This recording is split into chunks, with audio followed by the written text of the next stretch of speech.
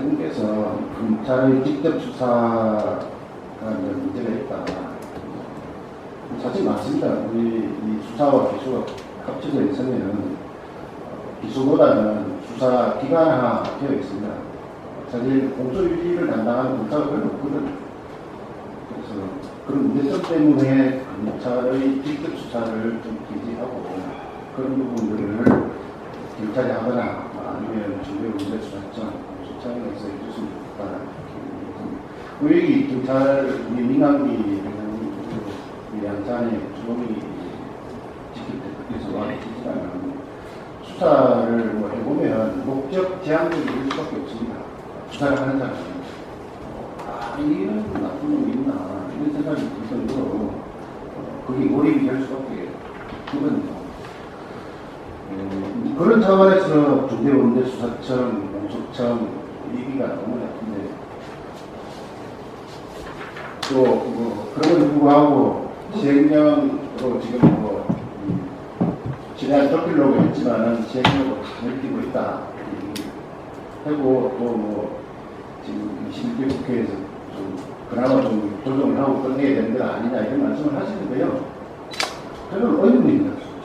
이 정권이 바뀌었다. 아니 예상이 바뀌었을 때 이 시행령을 과연 원인을 지킬 수 있을까? 저는 아니라고 봅니다. 왜? 2010년에 테러 방지법 제정한다고 그건 아니죠. 그때 2016년 2월 23일부터 3월 2일까지 국회의원 38명이 나와서 필리버스터를 했습니다. 테러 방지법 만들면 큰일 난다. 당시 정의당 서기호 의원께서는 제 논문을 필리버스터 하면서 기사는 읽고 그랬었는데요. 정권 바뀌고 나서 테러 방지법 개정해야 된다는 어린 보셨습니까? 한 번도 안 하고 시행령도 마찬가지로 그런 생각합니다. 검찰의 직접 수사를 뭐 제한하고 뭐 이런 방안으로 또 여러 가지 또 안으로 국가수사본부를 설치했습니다. 아까 황운하 의원께서도 말씀하셨지만 국가수사본부는 원래 취지는 행정경찰이 특히 경찰을 방서장으로 있는 행정경찰이 잘 모르는 수사 경찰의 업무에 관여하지 않는 그런 취지를 사실 한 건데 막상 뚜껑을 열어놓고 보니까 기존에 치안감인 수사국장이 치안감과 한 단계 개선된 치안감의 국가수사본부장으로 개선되고 거기에 따라서 수뇌부의 자리가 늘은 것 이외에 누가 다르지 않겠습니까? 현장경찰들은 오히려 힘들었어요. 수뇌부는 없었어요. 그리고 또 하나는 저는 이 현 사태를 보면서 그런 생각이 듭니다. 검찰의 압수수색이 굉장히 많은 것도 문제지만 주변 사람들은 이렇게 얘기합니다. 검찰의 수사는 저도 경찰 출신이지만 검찰의 수사는 굉장히 잘 되어있다. 칼이 잘 되어있어. 경찰의 수사는 좀 투박하다. 투박한 칼에 비해서 더 아프다. 저는 그렇게 얘기합니다. 절대 지금 뭐 다들 검찰이 아주 희한한 행동을 하니까 마치 경찰은 아닌 것처럼 이렇게 얘기하시는데 그것도 큰일 날 일이다. 어쨌든 이 검찰의 기소권, 수사권이 가장 문제되는 부분을 해소하기 위해서 지난 정부에서 공수처를 만들었습니다. 예, 축소됐습니다.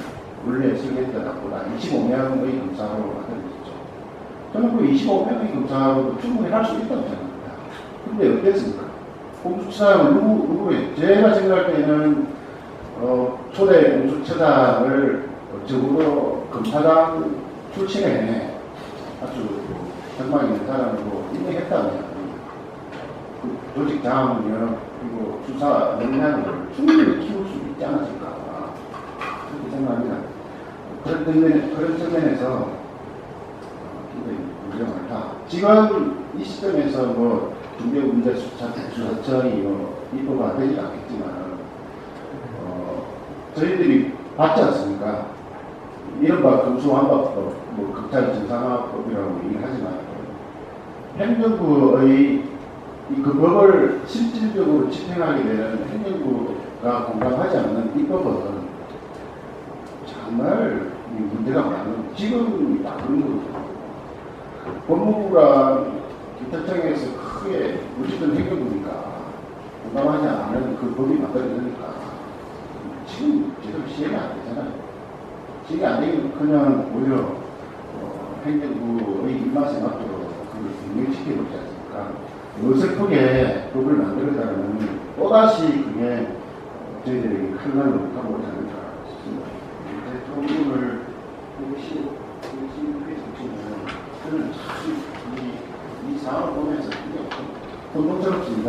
혼동스러운 분들이 계신 분들은 다 혼동스럽다고 생각하시면 이게 뭐 공소청 만든다고 지금 현 상황이 공소청 만든다고 얘기드리니까 군대원대 수사청 만든다고 얘기드리니 아니라고 생각합니다. 지금 이 상황은 솔직히 몇몇 사람의 문제잖아요.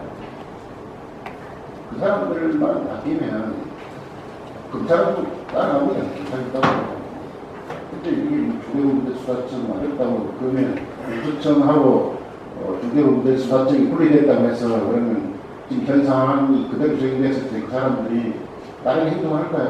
똑같습니다. 똑같이 충성을 하게 될 수 있겠죠. 공무원의 속성이 그렇고 그 충성하지 않으면 수령을 바꾸면 됩니다. 그 수령을 바꾸면 또 누군가는 충성하지 않을 수 없게 됩니다. 경찰 인사에서 보셨잖아요. 경찰청장 안전히 바꾸기 위해서 두 번, 세 번 인사를 해서 만들어놨습니다. 그걸 보면 다른 행정부처가 그러지 않을 것이라고 기대하기 너무 어렵습니다. 그래서 지금은 몇몇 이 제도적 장치를 좀 마련하고 원한다고 이게 낼 일은 아니다. 그래서 냉정하게 이봐라 보시자. 그렇다고 뭐 아무것도 하지 말자는 그런 의미는 아닙니다만 그래서 저는 우리 오장익 사무국장께서 이런 자리를 마련하고 많은 분들이 계속 그 동력을 이어가게 하는 그 자체로 저는 만족하고 이런 게 필요하다고 생각합니다. 감사합니다. 감사합니다. 그렇게 많은 비난을 받으실 것 같지는 않습니다. 그 문제까지 아주 상당히 넓게 봐주셨습니다. 네.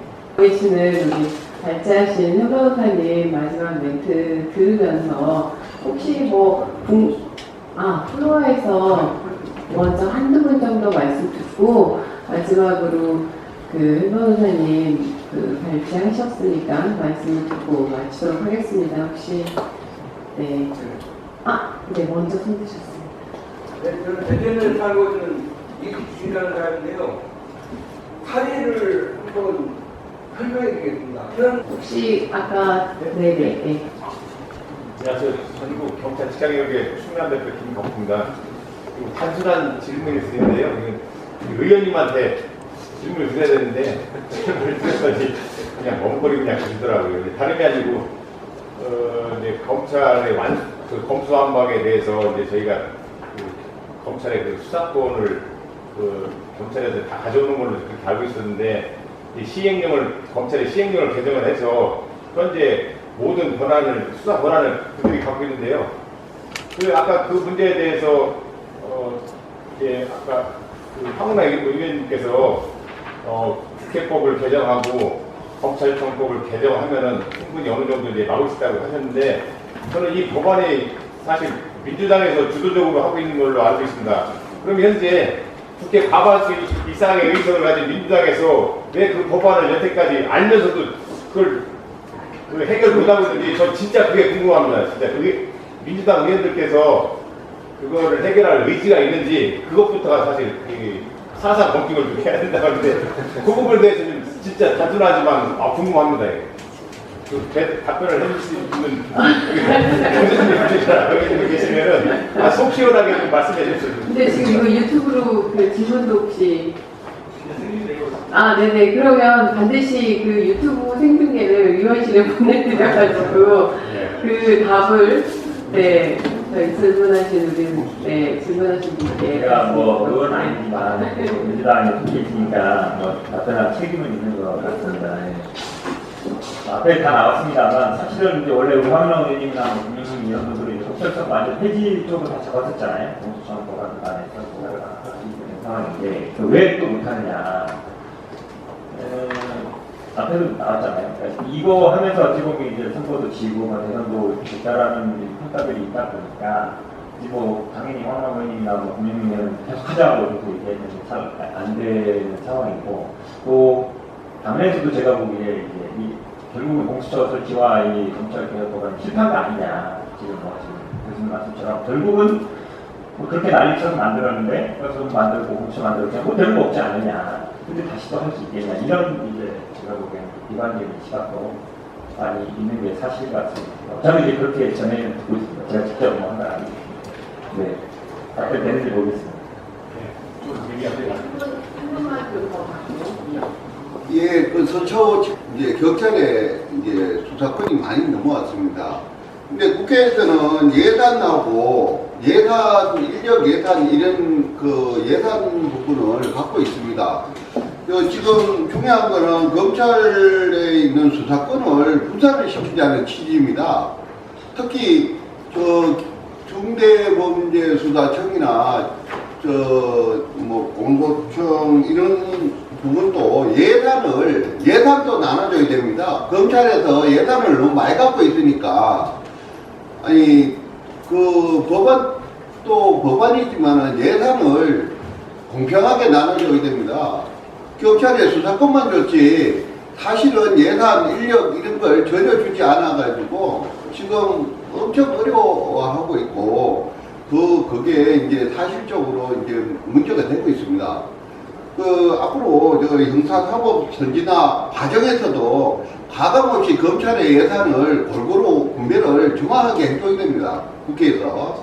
그런 부분을 저는 건의드리고 싶습니다. 이상입니다. 네, 감사합니다. 건의. 그러니까 이것도 저기 유튜브로 건의. 네. 네, 진짜 마지막으로 네, 하겠습니다.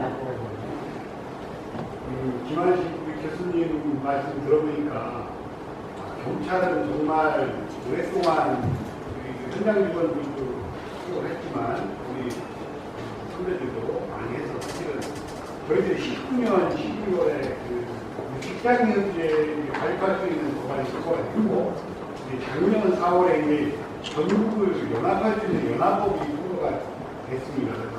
그런 걸 보면서 정말 이런 그 단체들의 연대와 연합 부분에 있어서 우리가 지금 가장 어려운 시기라고 본다면